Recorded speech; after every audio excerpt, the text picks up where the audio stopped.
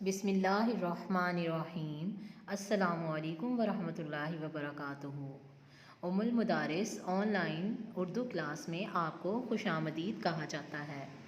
बच्चों, मैं हूँ आपकी उर्दू की टीचर मिस नादिया। आज हम पढ़ने जा रहे हैं अल्लामा मोहम्मद इकबाल, अल्फाज के जुमले और वाहिद जमा।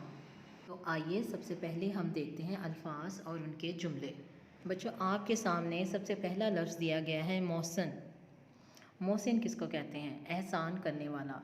तो इसका जुमला क्या होगा कि हुज़ूर पाक सल्लल्लाहु अलैहि वसल्लम मोहसिन इंसानियत है। अगला लफ्ज़ है अकायद, यानी अकीदा की जमा। मुसलमान अपने अकायद पर कायम रहता है। अगला लफ्ज़ है तलकीन करना, यानी नसीहत करना। गलत काम करने पर हदायत की तलकीन करनी चाहिए। अगला लफ्ज़ है खुददार, गैरतमंद। खुददार इंसान कभी दूसरों के सामने हाथ नहीं फैलाता।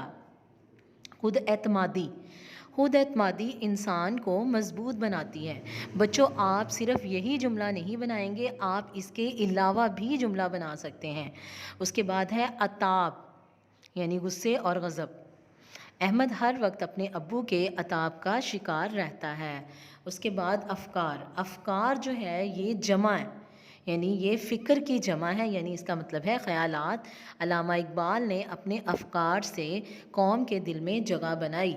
तो अफ़कार को हम मुख्तलिफ़ जुमलों में इस्तेमाल कर सकते हैं। ज़ेरे निगरानी, डॉक्टर्स की ज़ेरे निगरानी हस्पताल तामीर किया गया। इसके बाद अगला लफ्ज़ देखें, कदम चूमना। अहमद के डॉक्टर बनने के बाद कामयाबी इसके कदम चूमने लगी। तो बच्चों, ये थे हमारे अल्फाज जिनके मानी हम पहले डिस्कस कर चुके थे और आज हमने इनकी जुमला साजी का जायज़ा लिया है। अब आगे आ जाएं वाहिद के जमा और जमा के वाहिद। अब आपके सामने जमा दिया हुआ है कामयाबियाँ। कामयाबियाँ का वाहिद क्या होगा? कामयाबी। आगे दिया हुआ है मज़ामीन, जमा दी गई है। मज़ामीन का वाहिद क्या होगा? मज़मून। इसके बाद आपको दिया गया है अहकामात। अहकामात किसकी वाहिद है? हुक्म की। इसके बाद दिया हुआ है वाहिद, दिया हुआ है मोहसिन और इसकी जमा होगी महासिन। वाहिद इम्तिहान और इसकी जमा क्या होगी? इम्तिहानात। इसके बाद आपको मराहिल, मराहिल चूँकि जमा है तो इसका वाहिद क्या होगा? मरहला। इसके बाद पैगाम वाहिद है और इसकी जमा क्या होगी? पैगामात। इसके बाद आपको नौजवान, नौजवानों जमा है ये, इसको ठीक कर लीजिए और इसकी वाहिद क्या होगी? नौजवान। इसके बाद आगे आ जाएं, आपको मकाम लफ्ज़ दिया गया है और इसकी जमा क्या होगी? मकामात। जमा दिया गया है जंजीरें, इसकी वाहिद होगी जंजीर। जमा दिया गया है औसाफ और इसकी वाहिद होगी वस्फ। जमा दिया वाहिद दिया गया है तहरीर, तो इसकी जमा क्या होगी? तहरीर।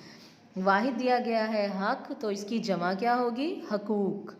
जमा दिया गया है अमाल, तो इसका वाहिद क्या होगा? अमल। वाहिद दिया गया है नेकी, तो इसकी जमा क्या होगी? नेकियां।